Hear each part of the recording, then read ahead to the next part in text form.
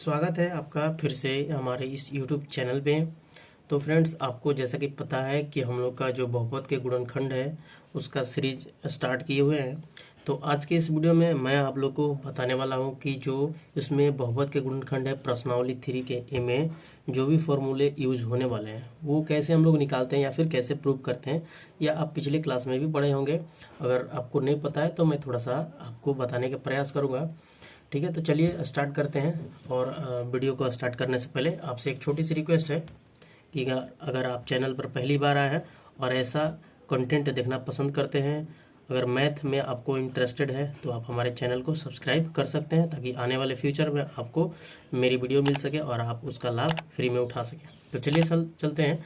हम लोग यहाँ पर देख सकते हो कि हम यहाँ पर इसमें सबसे पहले फार्मूला लिखते हैं a+b का होल स्क्वायर। आपको इस फार्मूले को याद रखना है ताकि आपका जो क्वेश्चन है वो बने। अगर आप फार्मूले को याद नहीं रखते हैं तो फिर क्वेश्चन को बनाते समय आपको परेशानी हो सकती है। इसलिए सबसे पहले क्या करना है कि जो भी फार्मूला मैं आपको बता रहा हूँ उसको याद रख लेना है। ठीक है, सबसे पहले आप देख सकते हो कि a+b का होल स्क्वायर लिखे हैं और इसका फार्मूला आपको पता है a² + 2ab + b² ये होता है।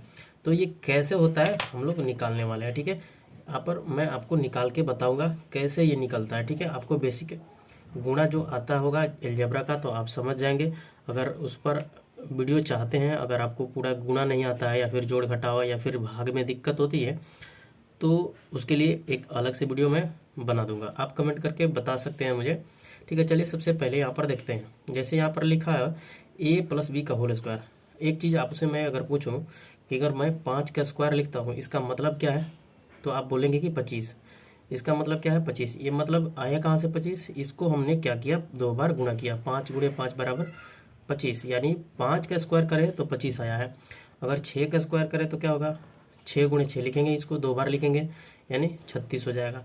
अब उसी तरह अगर हम 2 का पावर 3 लिखें, इसका मतलब क्या है 2 का पावर 3 का, यानी 2 को हम लोग 3 बार गुणा करेंगे। 2 को 3 बार गुणा करेंगे और ये 8 हो जाएगा। ये कंसेप्ट है। अगर यहाँ पर 2 का पावर 3 लिखा है इसका मतलब 2 को हम लोग को 3 बार गुणा करना है। 6 का पावर 2 दिया है इसका मतलब हमको 6 को 2 बार गुणा करना है। उसी प्रकार यहाँ पर देख सकते हो कि a+b का जो होल स्क्वायर लिखा है इसको हम लोग क्या लिख सकते हैं, इसको हम लोग भी उसी तरह लिख सकते हैं a+b और फिर से गुणा के रूप में a+b लिख सकते हैं।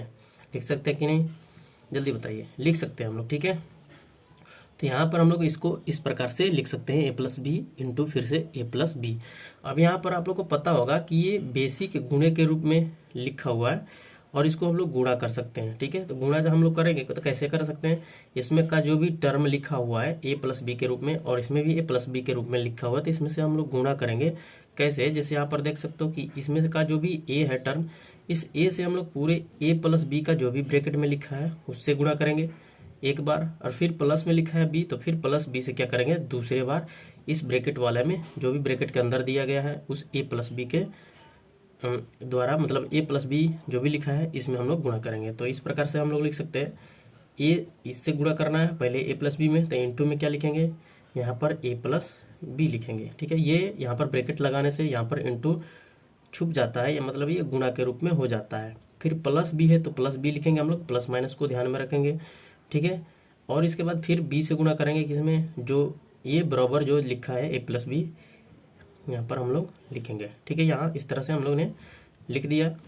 और यहाँ पर लिखने के बाद अब यहाँ पर हम लोग क्या करेंगे, यहाँ पर हम लोग गुणा करेंगे। ठीक है, आप लोग पता होगा ये बेसिक गुणा आप लोग को आता होगा। a में से गुणा करते हैं तो क्या होता है a² हो जाता है। फिर a में और b में गुणा करेंगे तो प्लस यहाँ भी है यहाँ भी है, प्लस a भी हो जाएगा। फिर प्लस b और प्लस यहाँ पर a भी छुपा है, प्लस माइनस का भी गुणा होता है इसलिए यहाँ पर प्लस माइनस को कंसीडर करके हम लोग लिखेंगे। तो a+b मतलब +b है और यहाँ पर भी +a में है तो गुणा करेंगे तो +ab सजा करके लिख देंगे, और +b में +b से गुणा करेंगे तो b² हो जाएगा। और यहाँ पर आप देख सकते हो कि यहाँ पर a² है और यहाँ पर एक b² है और यहाँ पर ab है और एक यहाँ पर ab है। तो बहुपद वाले चैप्टर में मैंने क्लास में बताया था कि ये जो है इसको हम लोग कहते हैं सजातीय पद कहते हैं। क्या कहते हैं, सजातीय पद कहते हैं। जो एक जैसा है, यहाँ पर ए बी है और यहाँ पर भी ए बी है, इसको हम लोग सजातीय पद कहेंगे। और इसके और इसके तुलना में इसको हम लोग क्या कहेंगे, विजातीय पद कहेंगे।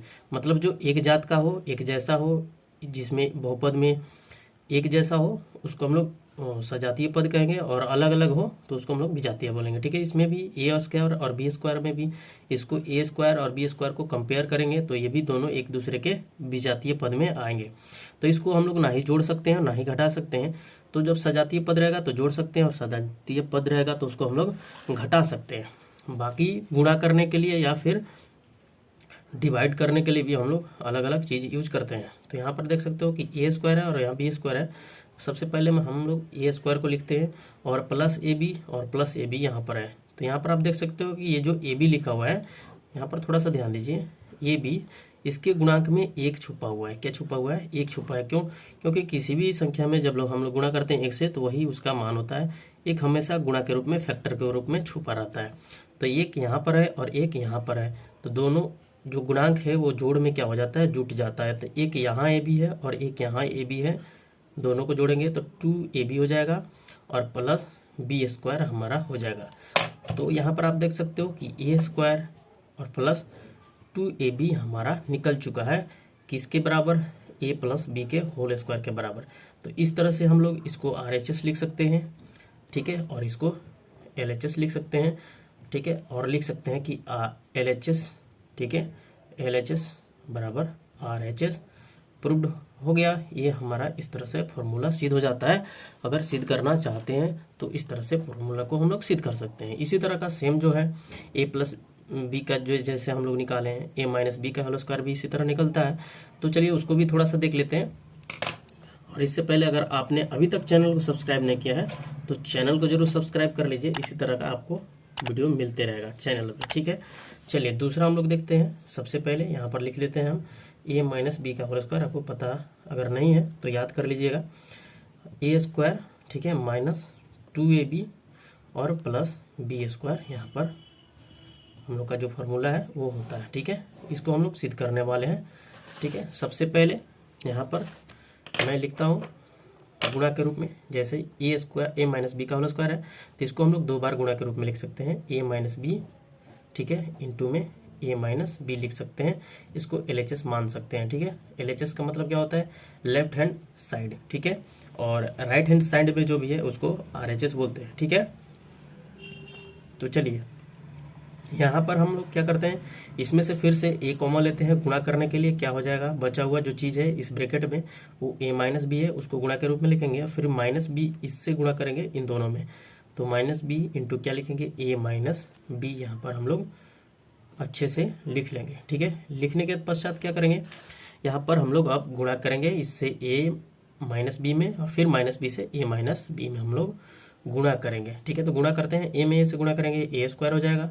फिर यहाँ पर देखिए माइनस बी है और यहाँ पर प्लस है, तो प्लस गुणे माइनस क्या होता है, प्लस गुणे माइनस बराबर हमारा माइनस होता है, इसको ध्यान में रखना है। और माइनस गुणे माइनस बराबर क्या होता है, प्लस हो जाता है, ठीक है। इस तरह से हम लोग को इसको याद रखना है। चिन्ह का भी गुणा याद रखना है। अगर चिन्ह का गुणा आपको नहीं पता है तो क्वेश्चन गलत हो सकता है आपको, ठीक है। तो यहाँ पर ए स्क्वायर हो जाएगा, फिर प्लस और माइनस, माइनस लिखेंगे और ए में बी से गुणा करेंगे तो यहाँ पर ए बी हो जाएगा, ठीक है। उसी तरह फिर माइनस, यहाँ पर ए बी हो जाएगा, फिर माइनस और माइनस गुणा होता है तो प्लस होता है और बी में बी से गुणा करेंगे तो यहाँ पर बी स्क्वायर हो जाएगा। फिर से हम लोग क्या लिख सकते हैं, इसको ए स्क्वायर लिख सकते हैं। यहाँ पर सजातीय पद है माइनस ए बी, फिर माइनस ए बी, इसको माइनस 2ab लिख सकते हैं, माइनस 2ab लिखेंगे और फिर प्लस बी स्क्वायर यहाँ पर हो जाएगा। तो आप लोग देख सकते हो कि यहाँ पर हमारा RHS आ चुका है, यहाँ पर किसके बराबर, ए माइनस बी का होल स्क्वायर के बराबर, यहाँ ए स्क्वायर माइनस 2ab के बराबर आ चुका है, ठीक है।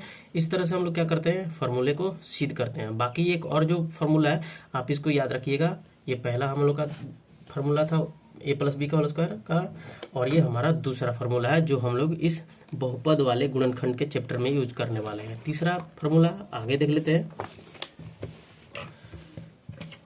तीसरा हम लोग लिखते हैं यहाँ पर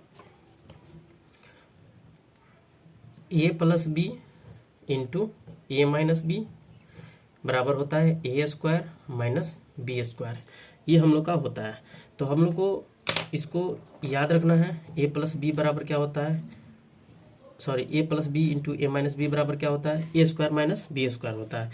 इस रूप में हम लोग को लाना पड़ता है, या फिर इसको ए स्क्वायर माइनस बी स्क्वायर बराबर कोई पूछता है तो ए प्लस बी इंटू ए माइनस बी हम लोग लिखते हैं। ठीक है, इसको हम लोग को, ये तीसरा फार्मूला है, इसको याद रखना है। ठीक है, इसी तरह का जो भी फार्मूला है, एक और फार्मूला हम लोग को याद रखना है, चौथा, जो मैं आप लोग को लिख देता हूँ, ए प्लस बी प्लस सी का होल स्क्वायर जो होता है वो लोग लिखते हैं हम लोग A square plus B square plus 2ab या फिर प्लस 2bc या प्लस 2ca। इसमें से हम लोग कॉमन लेकर भी लिख सकते हैं, सॉरी यहाँ पर प्लस सी स्क्वायर आएगा, सी स्क्वायर छूट गया है। यहाँ पर हम लोग लिखेंगे a square plus B square plus c square plus, इन दोनों में से हम लोग क्या कॉमन ले सकते हैं। ठीक है, देखिए यहाँ पर हम लोग दोनों में से, तीनों में से पहले तो 2 कॉमन ले सकते हैं, ए इसमें कॉमन है, बी इसमें कॉमन है, कॉमन कहीं पर भी नहीं है, केवल 2 कॉमन है, तो हम लोग लिख सकते हैं 2 into a b plus b c plus c a. तो कहीं कहीं हम लोग का फार्मूला ये देखने को मिलता है और कहीं कहीं हम लोग को फार्मूला ये देखने को मिलता है, a square plus B square plus c square plus 2ab plus 2bc plus 2ca। तो इस फार्मूला का और बाकी जो फार्मूला है पर्सनालिटी थ्योरी के ए में, इस सभी फार्मूला का हम लोग को यूज करना है। तो बाकी जो भी सोल्यूशन है आप लोग को नेक्स्ट वीडियो में मिलेगा। और अगर आपके मन में कोई डाउट है अभी, तो आप हमें कमेंट करके बता सकते हैं।